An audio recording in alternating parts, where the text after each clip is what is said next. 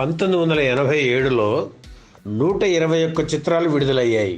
అక్కినేని నాగేశ్వరరావు 3 చిత్రాల్లో, నటశేఖర కృష్ణ 11 చిత్రాల్లో, నటభూషణ శోభన్ బాబు 5 చిత్రాల్లో, రెబల్ స్టార్ కృష్ణంరాజు 6 చిత్రాల్లో, సుప్రీం హీరో చిరంజీవి 6 చిత్రాల్లో, యువరత్న బాలకృష్ణ 7 చిత్రాల్లో, యువ సామ్రాట్ అక్కినేని నాగార్జున 5 చిత్రాల్లో, విక్టరీ వెంకటేష్ 4 చిత్రాల్లో, రాజశేఖర్ 7 చిత్రాల్లో, రాజేంద్ర ప్రసాద్ 16 చిత్రాల్లో, బ్లూ ఫిల్మ్ కేసు నుంచి నిర్దోషిగా బయటకు వచ్చిన హీరో సుమన్ 3 చిత్రాల్లో, నరేష్ 7 చిత్రాల్లో నటించారు. ఈ ఏడాదే హీరో కృష్ణ పెద్ద కుమారుడు రమేష్ బాబు హీరోగా సామ్రాట్ చిత్రంతో పరిచయం అయ్యారు. కన్నడ దర్శకుడు రాజేంద్ర సింగ్ బాబు దర్శకత్వంలో మొదట ఈ సినిమా ప్రారంభమైన తరువాత అతన్ని తొలగించి వి మధుసూదన్ రావుతో చిత్రాన్ని పూర్తి చేయించారు. అలాగే ఈ సినిమా టైటిల్ కూడా వివాదాస్పదమైంది. అదే సమయంలో బాలకృష్ణ హీరోగా తయారవుతున్న చిత్రానికి కూడా సామ్రాట్ అనే టైటిల్ పెట్టారు. టైటిల్ నాదే అంటూ నాదే అని ఇద్దరు నిర్మాతలు కోర్టుకు వెళ్ళారు కూడా. చివరికి రమేష్ బాబుకే ఆ టైటిల్ దక్కింది. టాకీలు వచ్చిన తర్వాత మూకీ చిత్రాలు ఎవరూ నిర్మించలేదు.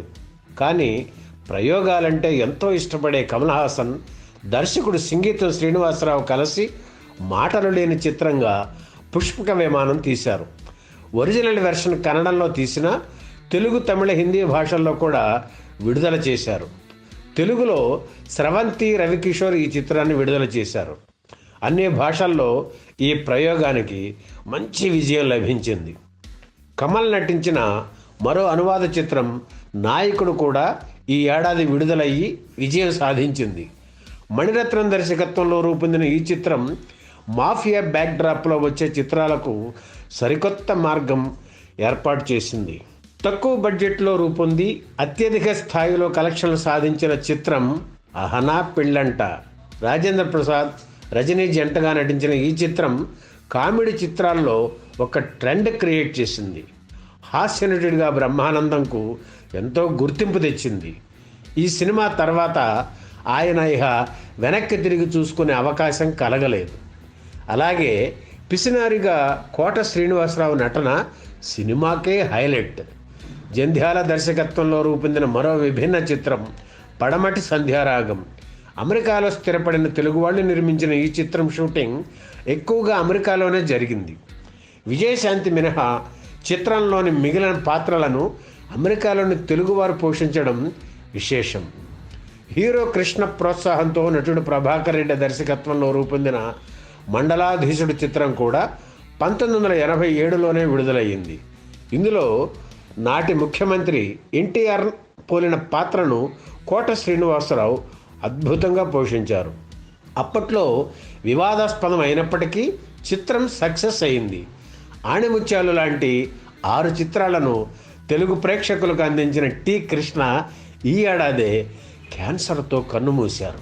1987లో సూపర్ హిట్ అయిన చిత్రాలు పసివాడి ప్రాణం, కలెక్టర్ గారి అబ్బాయి, మజను, అహనా పెళ్ళంట, మువ్వ గోపాలుడు, ఆహుతి, సంసారం ఓ చదరంగం. ఇక హిట్ అయిన చిత్రాలు రాము, కిరాయి దాదా, ముద్దాయి, దొంగోడొచ్చాడు, చక్రవర్తి, ప్రెసిడెంట్ గారి అబ్బాయి, శ్రీనివాస కళ్యాణం, స్వయం కృషి, ఇంటి దొంగ, ఆహుతి, ప్రజాస్వామ్యం, శృతిలయలు, సామ్రాట్, ధర్మపత్ని, నాకు పెళ్ళాం కావాలి, శ్రీమతి, ఒక బహుమతి. అత్యధిక హిట్లు సాధించిన చిరంజీవి స్టార్ ఆఫ్ ద ఇయర్గా నిలిచారు. అలాగే 19 చిత్రాల్లో నటించి ఎక్కువ విజయాలు సాధించిన రజని స్టార్ ఆఫ్ ద హీరోయిన్గా అయ్యారు. ఇప్పుడు హీరోల జయాపజయాలను పరిశీలిద్దాం. నట సామ్రాట్ అక్కినేని నాగేశ్వరరావు ఈ ఏడాది 3 చిత్రాల్లో నటించారు.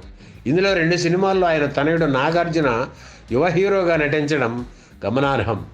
1987లో అక్కినేని తొలి చిత్రం కలెక్టర్ గారి అబ్బాయి ఏప్రిల్ 8న విడుదలయ్యింది. యార్లగడ్డ సురేంద్ర నిర్మించిన ఈ చిత్రానికి బి గోపాల్ దర్శకత్వం వహించారు. శారదా, రజనీ హీరోయిన్లు. ఈ చిత్రం ఘన విజయం సాధించింది. ఆ తర్వాత వచ్చిన అగ్నిపుత్రుడి చిత్రం ఆగస్టు 14న విడుదలయ్యింది. అన్నపూర్ణ స్టూడియోస్ బ్యానర్పై బాగా ఖర్చు పెట్టి రాఘవేంద్రరావు దర్శకత్వంలో అక్కినేని నిర్మించారు. శారద, రజని హీరోయిన్లుగా నటించిన ఈ చిత్రంలో నడిగర తిలగం, శివాజీ గణేశన్ ఓ ప్రత్యేక పాత్రలో నటించారు. భారీ అంచనాల మధ్య విడుదలైన ఈ చిత్రం ఆడలేదు. ఇక అక్కినేని మూడవ చిత్రం ఆత్మబంధువులు అక్టోబర్ 1న విడుదలయ్యింది. స్వీయ దర్శకత్వంలో దర్శకరత్న దాసరి నారాయణరావు ఈ చిత్రాన్ని నిర్మించారు. జయసుధ, రాధిక హీరోయిన్లు. దాసరి లాయర్ పాత్రలో నటించారు. ఈ సినిమా కూడా ఆడలేదు. నటశేఖర కృష్ణ ఈ ఏడాది 11 చిత్రాల్లో నటించారు. వీటిల్లో ముద్దాయి చిత్రం విజయం సాధించింది. సురేష్ సంస్థ లీజుకు తీసుకున్న థియేటర్లలో ముద్దాయి విడుదలయ్యింది. ఈ సినిమా విడుదలైన 28 రోజులకు రామానాయుడు సొంత చిత్రం రాము వచ్చింది. దాంతో ముద్దాయి చిత్రం మంచి రన్లో ఉన్న షిఫ్ట్ చేసి చాలా చోట్ల రాము చిత్రం వేశారు. దీనివల్ల తక్కువ కేంద్రాల్లో 100 రోజులు ఆడింది. కోడి రామకృష్ణ దర్శకత్వంలో కృష్ణ నటించిన దొంగోడొచ్చాడు చిత్రం కూడా విజయం సాధించింది. విడుదలైన అన్ని కేంద్రాల్లో ముద్దాయి చిత్రం కంటే ఎక్కువ వసూలు చేసింది. తండ్రి కొడుకుల ఛాలెంజ్, మొగటల్లేని మహారాజు, దొంగగారికి స్వాగతం చిత్రాలు కమర్షియల్గా విజయం సాధించాయి. తేనె మనసులు, సర్దార్ కృష్ణమనాయుడు, ముద్దుబిడ్డ, మా ఊరి మగాడు, శంఖారావం చిత్రాలు అంతగా ఆడలేదు. భారీ అంచనాల మధ్య విడుదలైన కృష్ణ 250వ చిత్రం విశ్వనాథ నాయకుడు చిత్రం ఆశించిన స్థాయిలో ఆడలేదు. ఓవరాల్గా చెప్పాలంటే 1987 హీరో కృష్ణను నిరాశపరిచిందనే చెప్పాలి. యువ కథానాయకుల నుంచి గట్టి పోటీ ఎదురైన కృష్ణ తట్టుకుని నిలబడ్డారు. నటభూషణ శోభన్ బాబు ఈ ఏడాది 5 చిత్రాల్లో నటించారు. 16 ఏళ్ల పాటు అగ్ర హీరోల్లో ఒకరిగా ఓ వెలుగు వెలిగిన శోభన్ బాబు ఈ ఏడాది తొలిసారిగా వర్ధమాన హీరోలతో పోటీపడి రేసులో వెనుకంజ వేయాల్సి వచ్చింది. ఈ ఏడాదిలో ఆయన తొలి చిత్రం పున్నమి చంద్రుడు. సంక్రాంతికి విడుదలైన ఈ సినిమా ఫ్లాప్ అయింది. మరో చిత్రం ఉమ్మడి మొగుడు చిత్రానికి ఓపెనింగ్స్ బాగున్నా సినిమా నిలబడలేదు.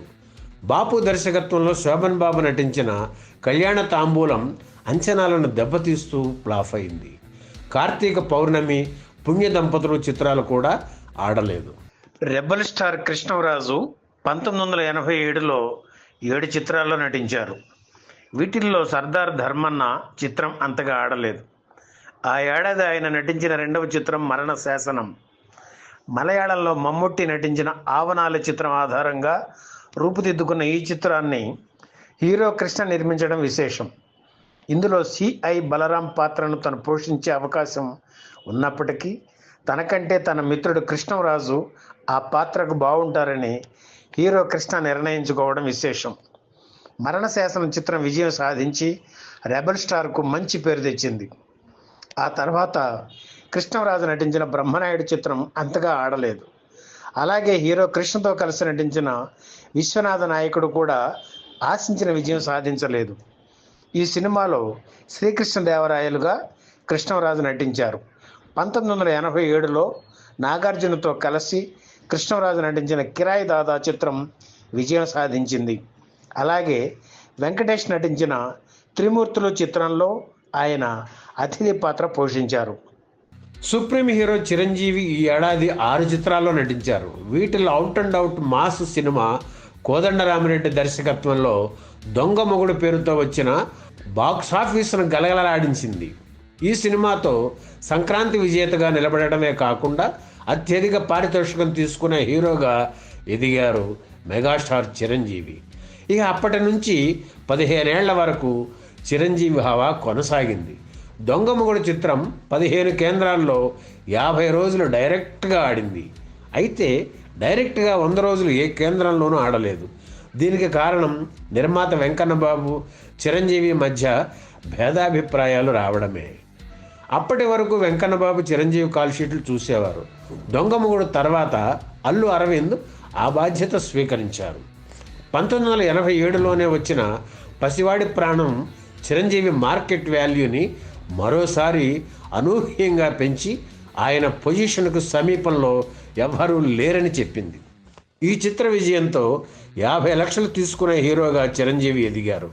ఒక పెద్ద హిట్ కోసం అప్పటికి 2 ఏళ్లుగా చిరంజీవి చేసిన ప్రయత్నం పసివాడి ప్రాణం చిత్రంతో ఫలించింది. ఆయన డ్యాన్సుల్లో కొత్తదనం కోరుకుంటున్న ప్రేక్షకులకు ఈ చిత్రం బ్రేక్ డ్యాన్స్ విందు వడ్డించింది. ఆ తర్వాత చాలా కాలం బ్రేక్ డాన్సుల జ్వరం తెలుగు సినిమాను వెంటాడింది. ఆ తర్వాత కె విశ్వనాథ్ ముద్రతో చిరంజీవి ఇమేజ్ను కొత్తగా ఆవిష్కరించిన చిత్రం స్వయం కృషి. ఈ చిత్రం అబోవ్ యావరేజ్గా ఆడింది. చిరంజీవి, మోహన్ బాబు కలిసి నటించిన చక్రవర్తి చిత్రం కమర్షియల్గా ఓకే. భారతీ రాజా దర్శకత్వంలో నటించిన ఆరాధన చిత్రం ఫ్లాప్ అయింది. చిరంజీవి జేబు దొంగ చిత్రం రిజల్ట్ కూడా నిరాశపరిచింది. యువరత్న నందమూరి బాలకృష్ణ ఈ ఏడాది 7 చిత్రాల్లో నటించారు. వాటిల్లో మువ్వ గోపాలుడి చిత్రం పెద్ద హిట్ అయింది. 21 కేంద్రాల్లో డైరెక్ట్గా 50 రోజులు, 2 కేంద్రాల్లో 100 రోజులు ఆడింది. రామానాయుడు నిర్మించిన రాము చిత్రం కూడా హిట్ అయింది. 10 కేంద్రాల్లో డైరెక్ట్గా 50 రోజులు, 1 కేంద్రంలో 100 రోజులు ఆడింది. ప్రెసిడెంట్ గారి అబ్బాయి చిత్రం కూడా హిట్. ఈ చిత్రానికి అద్భుతమైన ఓపెనింగ్స్ వచ్చాయి, కానీ డైరెక్ట్ 100 రోజుల సెంటర్స్ లేవు. భార్గవరాముడు, సాహస సామ్రాట్ చిత్రాలకు అద్భుతమైన ఓపెనింగ్స్ వచ్చిన చిత్రాలు నిలబడలేదు. భానుమతి గారి మొగుడు చిత్రానికి ఫ్లాప్ టాక్ వచ్చిన మంచి వసూళ్లు సాధించింది. అల్లరి కృష్ణయ్య కమర్షియల్గా సేఫ్ ప్రాజెక్టు. ఓవరాల్గా చెప్పాలంటే 1987 బాలకృష్ణకు ఎంకరేజింగ్ ఇయర్. యువ సామ్రాట్ అక్కినేని నాగార్జున ఈ ఏడాది 5 చిత్రాల్లో నటించారు.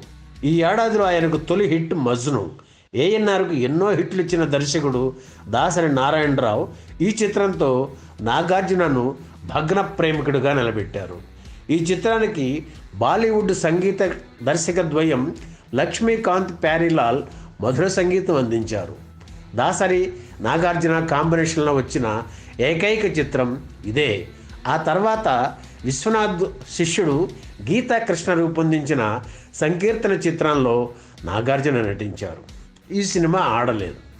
ఏఎన్ఆర్ నాగార్జున తొలి కాంబినేషన్లో వచ్చిన కలెక్టర్ గారి అబ్బాయి చిత్రం హిట్ అయింది.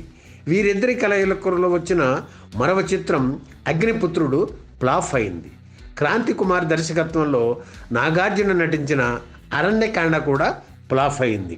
ఈ ఏడాది విక్టరీ వెంకటేష్ 5 చిత్రాల్లో నటించారు. వీటిల్లో శ్రీనివాస కళ్యాణం చిత్రం మాత్రమే విజయం సాధించింది. మిగిలిన చిత్రాలు అజేయుడు, భారతంలో అర్జునుడు, త్రిమూర్తులు, విజేత విక్రమ్ అంతగా ఆడలేదు. ఈ ఏడాదే వెంకటేష్ ఓ ఇంటివాడయ్యాడు. మదనపల్లెకు చెందిన నీరజారెడ్డి ఆయన వివాహం చేసుకున్నారు. ఆయన పుట్టినరోజు నాడే ఈ పెళ్లి జరగడం విశేషం. ఈ వీడియో మీకు నచ్చితే లైక్ చేయండి, షేర్ చేయండి, వెంటనే సబ్స్క్రైబ్ కూడా చేయండి.